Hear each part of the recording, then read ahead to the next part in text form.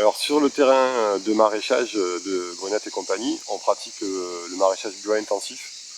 C'est le maraîchage sur petite surface en général. Ici on a à peu près 1,5 hectare.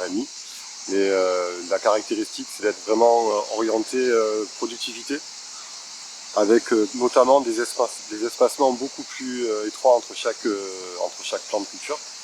Et on utilise très peu de machines, parce que les tracteurs, etc., il faut beaucoup de place. Là, on est quasiment que à la main, mis à part le motoculteur des fois, quand on est un peu pressé par exemple, mais sinon on utilise surtout la grelinette.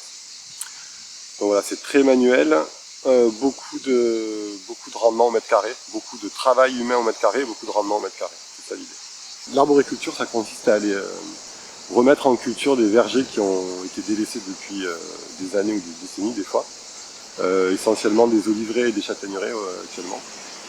Donc on contacte les propriétaires, on voit s'ils sont intéressés pour passer un contrat avec nous et on remet en activité leur verger et en échange on leur donne une partie de la production. Ce qu'on appelle potager à façon, c'est en fait un service qu'on propose aux particuliers et aux entreprises qui ont des espaces à cultiver et qui ne cultivent pas, soit parce qu'ils sont trop occupés, soit parce qu'ils ont trop âgé des fois. Et du coup, on propose ce service d'aller implanter un potager. Ça peut être 20 mètres carrés comme 100 mètres carrés ou 500 mètres carrés. Voilà. On arrive avec notre savoir-faire, on crée le potager, on met tout en place pour qu'il puisse fonctionner.